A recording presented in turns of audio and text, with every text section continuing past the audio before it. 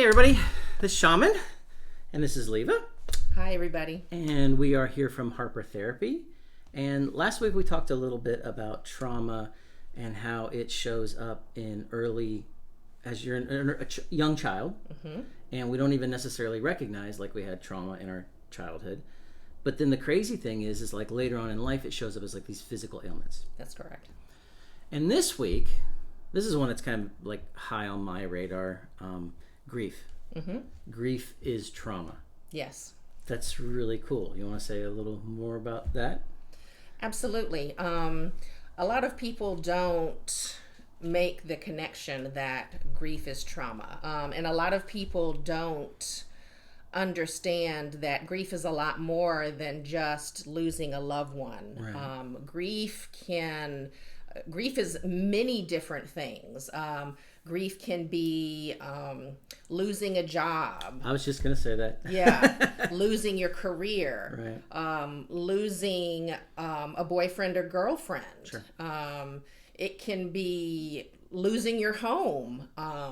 It can anything that is a lot of importance to you that right. is a loss. Right. Loss is a big component of that, right? Yes. Yeah. That alters anything that alters your life in a really big way is grief. Yeah, I think we were working with someone a while back, and like some physicality in their life had changed, mm-hmm. and they couldn't do some of the things they were doing before. Yes. And it's kind of like, yeah, you're grieving. Exactly. You're grieving because what you had mm-hmm. is no longer there. Right. And now it's like trying to like figure out what now is and exactly. going forward is. Mm-hmm. And yeah, the loss is such a big component of grief. Mm-hmm. A few years ago, I lost my father and through ALS, and it was pretty traumatic. Just the whole thing, watching someone deteriorate over the course of like 5 years is tough, and mm-hmm. then the grief after that is tough. And so I totally get this one. It's interesting to put it in light of it being like grief is trauma. Mm-hmm. The actual act of, and grief, man, it's all over the place, right? Like one day you're up, one day you're down. Yes. You're fine for maybe even like a couple of years, and all of a sudden the thing hits you, and it's just like these waves of just, it's mm-hmm. like if you threw spaghetti against the wall, that's what grief looks like. Mm-hmm. It's just everywhere, and mm-hmm. it's such a traumatic experience. Absolutely. Absolutely. So we do a lot of work in grief mm-hmm. here, and in a lot of ways, things like EMDR is good for it. Mm-hmm. Things like ART, accelerated resolution therapy, is good for it. And, I mean, just traditional talk therapy is good to work through grief. Yes. Right? It's really, really important to do the work around grief. Yes. Right? Yes. Like, I think so many of us just think, well, if we spend the time, we'll be okay. Mm-hmm. And you can really do some focused work around grief and like heal that trauma mm-hmm. rather than just sit and suffer through it. Right. Right? Right. White knuckle it. Right. And I think that's what we tend to do. Like that's mm-hmm. that's how society has kind of positioned us to deal with grief. Just mm-hmm. hold on mm-hmm. and deal with it, mm-hmm. right? Or drink it away or whatever it is, right? Mm-hmm. Like numb it away mm-hmm. in some shape, form, fashion. But there literally are things that you can do.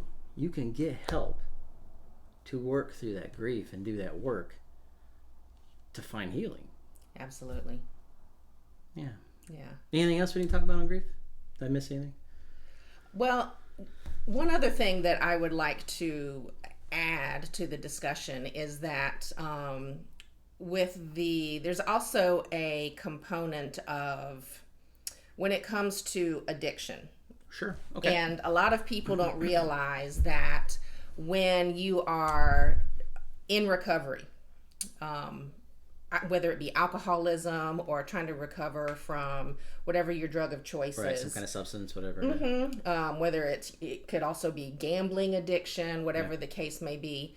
When you're in recovery and you have removed that from your life, mm-hmm. okay, that is all. Yeah, people there's the also grief. grieve. Right. I mean, that's loss, right? Yes. Because alcohol, let's just take alcoholism, for example. Okay. The alcoholic considers that substance his or her best friend. Right. That's that stabilizing factor. Yes. Yeah. Yeah. And when that's removed from his or her life, Right. and people, places, and things. Right.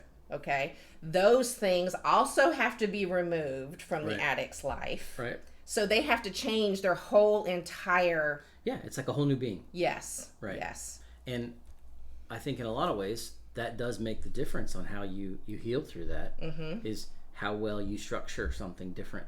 Right. Right? Like on the backside of that, when you're coming out of that, Mm-hmm. what work have you done and how is your life structured moving forward? Mm-hmm.